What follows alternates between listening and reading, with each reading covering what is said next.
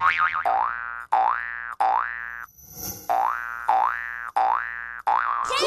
time! Assalamu alaikum wa rahmatullahi wa barakatuh.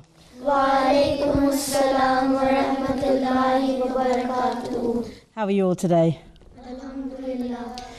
And today we are here with another program of Kids Time, and as always we will be learning together and teaching ourselves and the viewers all over the world. So let's start today with our dua or a prayer. Who's going to start? Today the prayer that we are doing is the Darood, which is a blessing on the Holy Prophet sallallahu alaihi wasallam. So who's going to start with today? Raza? Allahumma salli ala Muhammadin wa ala ali Muhammadin kama sallaita ala Ibrahim وعلى آل إبراهيم إنك حميد مجيد اللهم بارك على محمد وعلى آل محمد كما باركت على إبراهيم وعلى آل إبراهيم إنك حميد مجيد. Good, well done. Who's going to do the translation for us today? Amtul? O Allah, bless Muhammad and his people as you blessed Abraham and his people. You are indeed the praiseworthy, the exalted. O Allah, prosper Muhammad and his people as you prospered Ibrahim and his people. You are indeed the praiseworthy, the exalted. Good. Who's going to tell the translation to us in Urdu? Zohar. अल्लाह तो मोहम्मद सल्लल्लाहु अलैहि वसल्लम और हज़रत मोहम्मद सल्लल्लाहु अलैहि वसल्लम की आप पर फजल नाज़िल फरमा जैसा कि तूने हज़रत इब्राहीम अलैहिस्सलाम और हज़रत इब्राहीम अलैहिस्सलाम पे की आल पर फजल नाज़िल फरमा यकीनन तू बेइंतहा खूबियों वाला और बरकत वाला है अल्लाह तो हज़रत मोहम्मद सल्लल्लाहु अलैहि वसल्लम पर बरकत नाज़िल फरमा जैसा कि तूने हज़रत इब्राहीम अलैहिस्सलाम और हज़रत इब्राहीम अलैहिस्सलाम की आल पर बरकत नाज़िल फरमाया यकीनन तू बेइंतहा खूबियों वाला और बरकत वाला है. So as we know, is every time we hear the name Muhammad sallallahu alaihi wasallam, we all repeat sallallahu alaihi wasallam. So that has to be done every single time we hear the Holy Prophet sallallahu alaihi wasallam's name. So it's every time we hear his name, we repeat that. Do you know why? Who knows why we do that? Yes. Is it showing respect? Is it showing respect? It does show respect. And what are the words? What are we saying? When we say sallallahu alaihi wasallam, what do we say? Yes, Risha. Peace be upon you. Yeah, peace and blessings of Allah be upon you. So when we say the name, the Holy Prophet Muhammad sallallahu alaihi wasallam, we are invoking blessings of Allah on him. Okay, good. All right, so let's go to our Hadith. Now we've already done our Darood, so today we don't have to redo our Darood when we're doing the Hadith. So who's going to tell me the Hadith? Samita. La yu'minu ahadukum hatta akuna ahabba ilayhi min walidihi wa waladihi wa nasi ajma'in. Good. And who's going to tell me what it means in Farid? Which language? English. Okay. None of you is a true believer unless he loves me more than his parents, children, and other people. And everyone else. Good. Okay. So who is saying that? Hassan. So he's saying that nobody can be a true believer unless they love the Holy Prophet ﷺ more than they love their parents, their children, and anybody else. Okay, who's going to tell me the translation in Urdu? Mudabbir.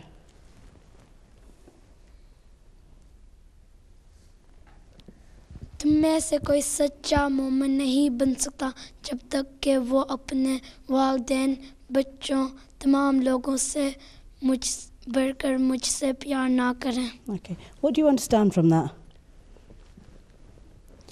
Zoha. If you believe Allah, you can't believe Allah if you don't love Hazrat Muhammad sallallahu alaihi wasallam. Why? Because he's the messenger of Allah. Okay, good. Okay, so it's exactly as Zoha was saying. We show our love for the Holy Prophet sallallahu alaihi wasallam, and one of the ways we can do that is to follow what he did, because he is our guide. So what he did, the way he behaved, is how we show our love, by following and listening to what he did and behaving and trying to behave in the same way. Yes. He's like a role model to all of the Ahmadi community and other Muslims. Yeah, he's a role model for the world. He came as a role model for the world, and it's for everybody to be able to take what he did. An example of this is recently, as you might have heard on the media and on the news, that Nelson Mandela died. And what he did was, when he was in prison for 27 years, and when he was released from prison, he forgave all those people that treated him badly. And this example is from the example of the Holy Prophet sallallahu alaihi wasallam.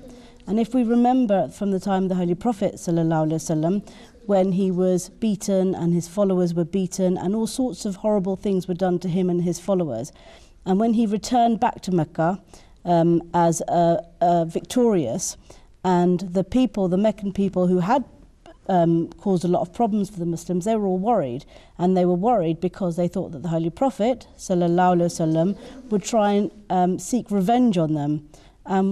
It was amazing what the Holy Prophet sallallahu alaihi wasallam did, given that all those things, horrible things, had been done to them. And we know the stories of how the slaves were treated and how they were put on the burning sand, and how people were killed and they were treated badly. And the Holy Prophet ﷺ himself had rubbish thrown at him and all those things that were done, yet he forgave everyone. He forgave all those people. And that's a really good example for us to follow. So when people maybe are mean to you, do things which are not nice to you, it's much nicer, it's a much better character to forgive those people rather than to try and do something bad to them. And that's by following the example of the Holy Prophet ﷺ. And that's one of the ways we can show love to the Holy Prophet ﷺ, by doing exactly what he did and trying to learn from him. Because obviously everyone makes mistakes, people make mistakes. And so what we need to do is that's why it's so important that we read about the life of the Holy Prophet ﷺ, read about the Hadees, read about the way he behaved and what he did, so that we can try and follow those things. Yes, at the back. Varisha. Also, the promised Messiah ﷺ said that he achieved his grand status as the promised Messiah just because of his love for the Holy Prophet ﷺ. Yes, so that's what we say, is that the promised Messiah ﷺ was the person that loved the Holy Prophet ﷺ the most. And that's why when Ahmadis are persecuted around the world, when they are told that they're not proper Muslims, and they are told that they're not following the Holy Prophet ﷺ, it's quite a big insult, because we are the people that's exactly what we're trying to do. We're trying to follow what the Holy Prophet ﷺ did, and the promised Messiah himself was the one that loved the Holy Prophet ﷺ more than anybody else did. Yes, Sajila. The Holy Prophet Muhammad ﷺ loved children very much, because one day when I was reading my syllabus about the Holy Prophet Muhammad ﷺ, when I put the syllabus back, my mom told me that the Holy Prophet Muhammad ﷺ once saw some poor children nearby a tree, and then when the Holy Prophet Muhammad ﷺ saw them, he said, "What is the matter?" And they said, "I'm really poor, I couldn't buy anything." And then the Holy Prophet Muhammad ﷺ was really kind, that he gave all whatever he had in his pocket, he gave everything to them, so that they wouldn't starve. Yeah. So there's lots and lots of different examples from the life of the Holy Prophet ﷺ, and that's why we should read as much as we can about his life, because even when we're reading again and again, some things you might know, but there'll always be something that you don't know, or something that you did know but you might have forgotten. So it's a good idea to refresh yourself by reading these things again and again. Yes. Once my mum told me that whatever you do, that is what the Holy Prophet ﷺ did. You would get a swab from Allah, and blessings from Allah. Yeah, and you would have to think about it, and then you would get it. Good. All right, so let's go on to our topic of today. So it follows on quite nicely from the Durood and the Hadith that we've just discussed and learnt about. So who can tell me what is a Hadith? Everyone, good. Huda. A Hadith is a saying of the Holy Prophet ﷺ. So why is it so important that we read about Hadith, that we try and find out? Fareed. So that it's important because then you get more knowledge what happened in those past days, and why does it matter what happened in those past days? Because in those days Holy Prophet used to live there, and everything that the Holy Prophet ﷺ said or did is something which is very important, because Allah has taught him, directly taught the Holy Prophet. So everything that he has done or said is very important for us to try and learn from. That's why it's so important. What does Hadith mean? What's the actual word mean, Samita? Is it a plural? No, but a plural means if you have one Hadith, it's called a Hadith. If you have lots, it's called a Hadith. That's the plural of a Hadith. But what does the actual word Hadith mean? Yes, Naveed. The word Hadith means a statement put in a new way, or a new statement. So why do we call those things that the Holy Prophet ﷺ said Hadith? Yes, Saqib. Are they very good actions of the Holy Prophet? Yes, because it's new, it's truthful things. It was new things at the time, and it was very valuable information that we had to learn from. So how many Hadiths do you think there are? Zoha. Loads of, because Hazrat Muhammad sallallahu alaihi wasallam it was his routine to say everything nice, because he was attached to this thing, because he was a messenger and he was a role model for us. So everything he said was so there's lots a good and thing. lots and lots and lots of hadiths. So how do we know when did they start putting together all these things that the Holy Prophet sallallahu alaihi wasallam said? Do you know? Yes, Zoha. After Hazrat Muhammad sallallahu alaihi wasallam died. Yeah. So how do we know that these things are true? Raza. Because he said them, and when during his life they weren't writing it down, because at that time they were making the Quran. Yeah.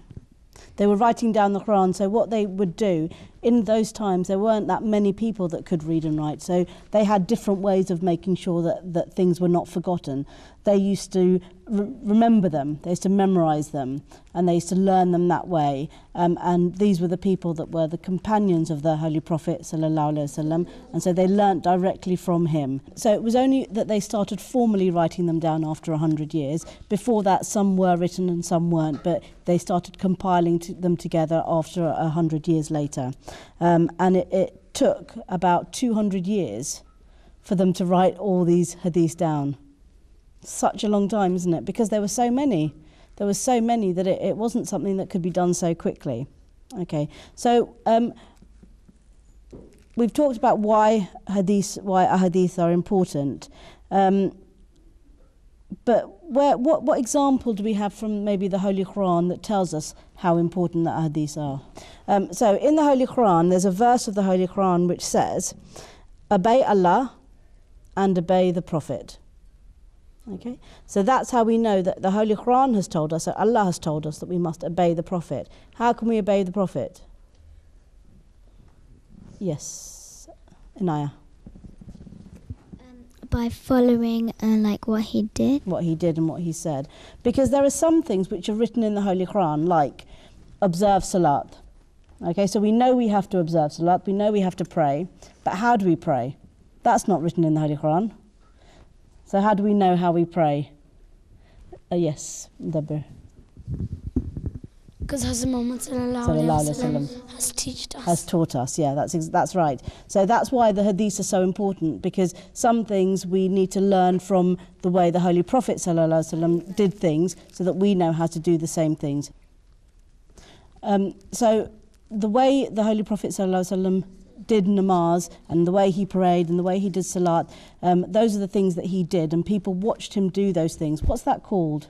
Slightly different to Hadith, but it's what he actually did rather than what he said. Raza. Sunnah. Yeah, it's called Sunnah. So there's two different things. The Hadiths are the things that the Holy Prophet ﷺ said, and the Sunnah are what he did and what people observed him or watched him doing. His actions, yeah, that's it. Good. Okay, so the Sunnah is practical examples of what the Holy Prophet ﷺ did, and the Hadith is the spoken word, and they're both as important as each other, because it's historically the Holy Prophet ﷺ is the only prophet of Allah where his life is set out clearly for everyone to see. Okay, everything is clear for everyone to see.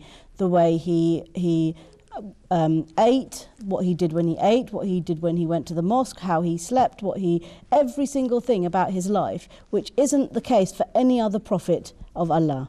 All the other prophets of Allah, there's some information about them, but some of them we don't know whether it's accurate or not. But for the Holy Prophet ﷺ, because it was written down, because it was recorded as the Ahadith and the Sunnah, and of course the Holy Quran, we can see exactly what the life of the Holy Prophet ﷺ was like. Even from before he became a prophet, where we know how he behaved as a child and how he was known as As-Sadiq and Al-Amin. He was the truthful and the trustworthy, even from a young age. So we know the whole history of the Holy Prophet ﷺ. Okay, so who can tell me how if they know any hadith?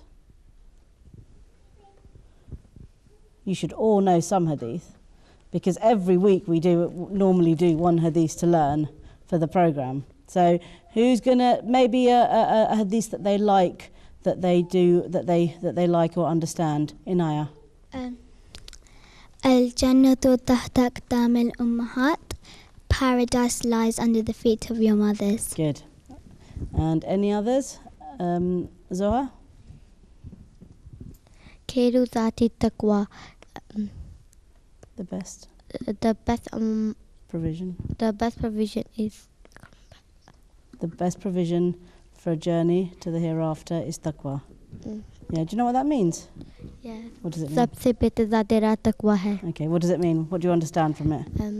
So the best thing is taqwa is your belief is what you trust, and Yeah, so what taqwa is your righteousness, your belief in Allah. So it's a bit like being scared of Allah because you love him so much that you don't want to do anything wrong. Yeah. So for example, a lesser version of that is that you don't want to disappoint your parents. You don't want to do anything wrong to disappoint them, to make them upset with you. In the same way, when you have taqwa, you don't want to do anything to disappoint Allah. So everything you do is to doing the best thing, and that's what the Hadith says, that the best provision, the best way you can get to Allah in the hereafter is by having that taqwa. Okay, yes, Sajila. خيركم من تعلم القرآن وعلمه. It means the best among you is the one who learns Quran and teaches it to the other people. Yeah. We've done that hadith in kids' time previously, haven't we? Okay, so it's quite. There are so many hadiths that sometimes you think, well, how did all these people learn all these hadiths? But one of the reasons was that the Arabs, at the time of the Holy Prophet ﷺ, had very, very, very good memories. And one thing that is said is that if you learn portions of the Holy Quran and if you learn a hadith, then your memory becomes even better. Because the more you use your brain, the more you learn things, the better your memory becomes. And those of you, or those of the viewers all over the world that are doing hifz, that are learning the Holy Quran off by heart, they will know that the more you learn, a little bit easier it gets. Okay, so any questions anybody has today? Yes, let's start with you. You see that there's so many books about hadiths. The Holy Hadith.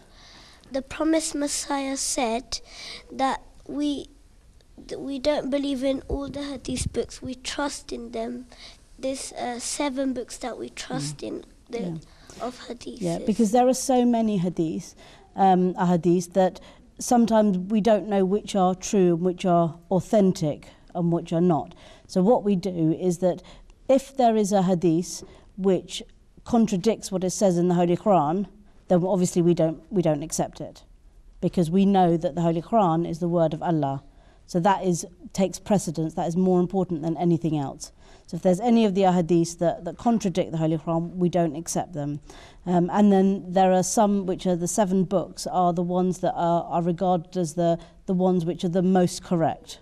So we go with them first. But there are also other ahadith from among the other books which are probably correct, but as long as they don't contradict the Holy Quran, then they're okay. Okay. Yes, Samita. It's a question about the hadith. Yes. Why should we love the Holy Prophet Muhammad sallallahu alaihi wasallam? Why should we? Well, because he was the role model, wasn't he? He was the greatest of all the prophets of Allah, and he was the one that we should look up to and who we should be trying to be like in everything we do, everything we say.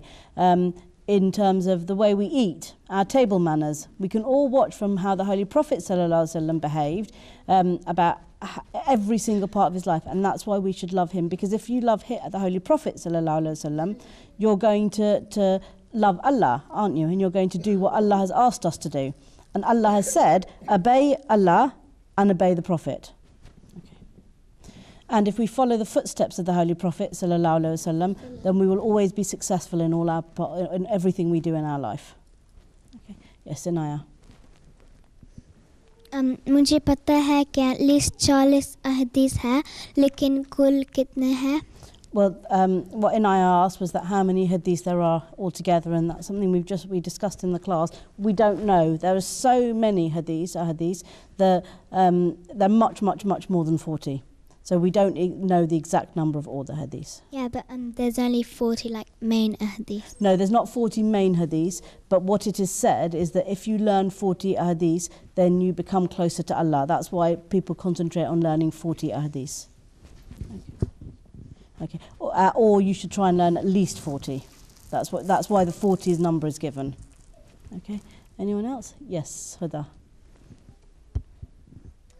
How can we love the Holy Prophet ﷺ more than our parents, when all our life we've been with our parents and we haven't seen much of his life, and we don't know much about him? Okay. Well, one way what we can do is that we find out more about his life. The way you love someone, it's not only about being with them, it's about understanding who they were and what they did. And when we read the ahadith, when we look at the Holy Quran and we learn about his life, we can see what an amazing man he was.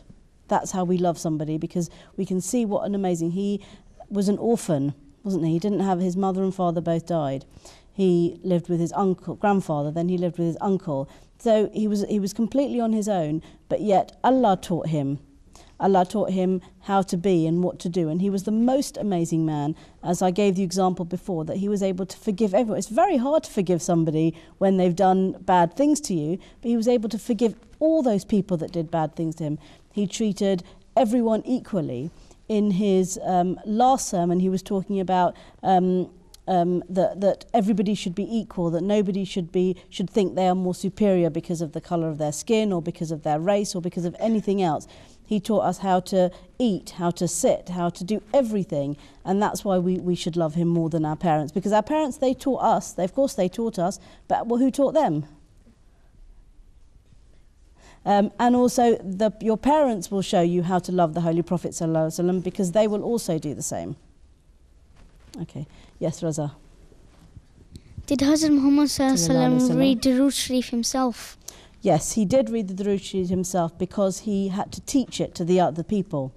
And as it was part of the Salat, he would have read it, but only to teach it. He wasn't praying or praising himself, but if you read the words of the Durood Sharif, he's asking Allah to bless himself, to bless Muhammad and his people.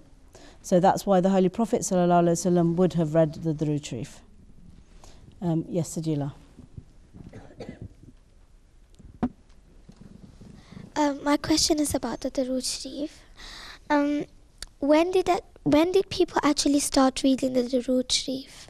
Well, it would have been when the Holy Prophet ﷺ taught them. So I don't have a date for you, but it would have probably been at the time where the Holy Prophet ﷺ was teaching the people about how to do Salat, because as we know, the Durood Sharif is part of the Salat. Okay, and Hassan. When Allah said that Hazrat Muhammad ﷺ is the main prophet, so why do Christians say that Jesus is the main prophet? Okay, well, lots of people have their own beliefs and their own religions, and the Holy Prophet ﷺ came after Jesus, didn't he? So it was 600 or so years after the Prophet Jesus ﷺ, peace be upon him. But those people that don't believe in the Holy Prophet ﷺ, they will believe in their own prophet only. That's the reason. But it's up to us to teach people about the life of the Holy Prophet ﷺ and why he was such an amazing man, why we follow the religion of Islam, why we believe in Allah, and why we believe in the Holy Prophet ﷺ and the promised Messiah ﷺ. That's the job of all of ours, to teach people and to explain to them and let them understand why you have that belief. Okay? So the way we do that is by being the best people that we can be. So when somebody asks you, oh, you know, you're quite well behaved, why do you do that? Why are you well behaved? Why are you not being naughty like some other children? And then you can say, well, because I follow the religion of Islam, I listen to what Allah has told us to do, and I follow what the Holy Prophet ﷺ has done, and that's why I behave in this way. And that's really, really important, because it's a good way for people to see who you are, not just by what you tell them, but in the way you behave and the things that you do. Okay. Yes, Inaya.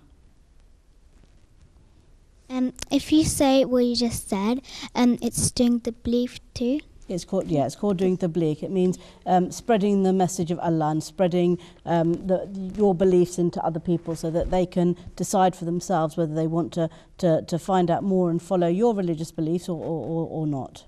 But it's our job to tell them and to explain to them what we do and why we do it. Does anyone have anything they want to share with us? Okay, Amtal. मैं एक magic trick करूँगी जिसमें मैं इस coin को display कर सकती हूँ. ये कप पे फिर मैं इसके ऊपर ये ट्यूब सी डाल दूँगी और उसको कॉइन के ऊपर रख दूँगी. It's disappeared. It really has disappeared. You do it by जो कप के नीचे होता है, because आपने कप के नीचे same color का वो paper लगाया होता है. That's clever. I like that one. Well done.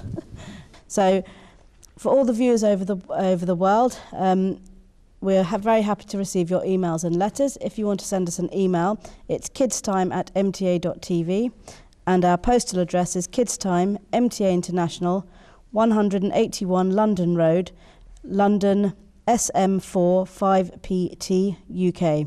If you've missed any of our programmes or want to watch them again, you can do so on YouTube. Type into the search by MTA Online 1 Kids Time and you can watch all our previous programmes.